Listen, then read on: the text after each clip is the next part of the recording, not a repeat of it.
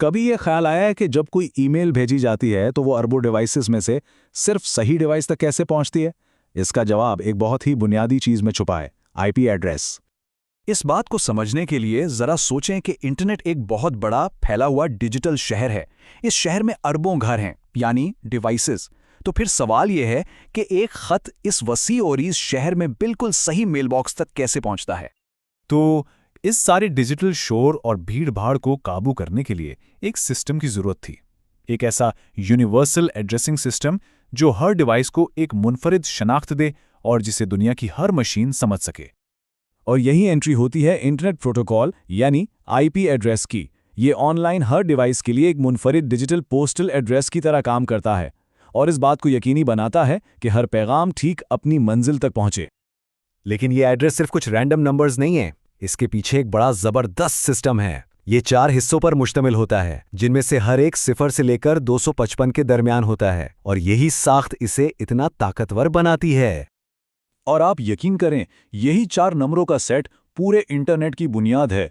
ये बज़ाहिर सादा सा ढांचा ही अरबों डिवाइसेस को एक दूसरे से जुड़ने और बातचीत करने की इजाज़त देता है। आईपी एड्रेस की सबसे दिलचस्प बात यह है कि ये असल में एक नहीं बल्कि 2 एड्रेसेस का मजमुआ है जो मिलकर काम करते हैं। यहां बात बिल्कुल साफ हो जाती है। एड्रेस का एक हिस्सा आपके मैसेज को सही गली यानी नेटवर्क तक ले जाता है और दूसरा हिस्सा उसे उस गली के सही घर यानी डिवाइस तक पहुंचा देता है। तो इसी डबल सिस्टम की वजह से हमारे इस डिजिटल शहर में कोई भी पैगाम खोता नहीं है। पहले पैगाम सही मोहल्ले यानी नेटवर्क तक पहुंचता है और फिर वहां से सीधा सही घर यानी डिवाइस तक। लेकिन जाहिर है, जैसे किसी भी शहर में होता है, सारी सड़कें एक जैसी तो नहीं होती।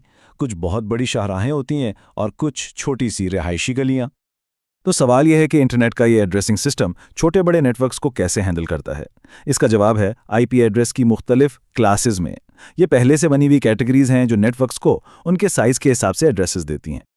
जैसे क्लास ए एड्रेसेस को समझें कि ये इंटरनेट की मोटरवेज हैं जो बहुत बड़ी कंपनियों के लिए होती हैं और लाखों डिवाइसेस को जोड़ सकती हैं। इसके बिल्कुल उलट क्लास सी एड्रेसेस हैं जो छोटी छोटी रिहायशी गलियों की तरह हैं और ये हमारे घरों और छोटे दफातर के लिए बेहतरीन है। अच्छा, अब एक और मजे की बात। शहर में हर पता सबके लिए नहीं होता। कुछ पते ऐसे भी होते हैं जो सिर्फ मकामी इस्तेमाल के लिए होते हैं, यानी प्राइवेट। इसे ऐसे समझे कि पब्लिक आईपी वो पता है जो किसी बैनुल अक़वामी खत पर लिखा जाता है, जबकि प्राइवेट आईपी दफ्तर के अंदर इस्तेमाल होने वाले एक्सटेंशन नंबर जैसा है जो सिर्फ उसी बिल्डिंग के अंदर काम करता है। इस सिस्टम का सबसे बड़ा फायदा यह है कि किसी के घर का प्रिंटर और पड़ोसी के घर का प्रिंटर दोनों का एक ही प्राइवेट आईपी एड्रेस हो सकता है और कोई मसला भी नहीं होगा। इससे ना सिर्फ एड्रेसेस की बचत होती है बल्कि सिक्योरिटी भी बढ़ जाती है।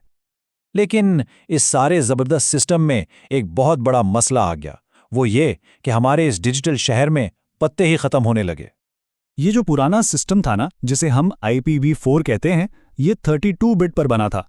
मतलब इससे ज़्यादा तकरीबन 4.3 अरब यूनिक एड्रेस बन सकते थे। 1980 की दिहाई में तो ये एक बहुत बड़ी तादाद लगती थी, लेकिन आज ये कुछ भी नहीं। हम तकरीबन सारे एड्रेसेस इस्तेमाल कर चुके हैं। तो इस मसले का हल है IPv6। ये एक बिल्कुल नया सिस्टम है जो 128 बिट एड्रेसेस इस्तेमाल करता है। और इससे कितने एड्रेसेस बनते हैं? इतने कि उन्हें गिनना भी मुश्किल है। 340 इंडिसिलियन।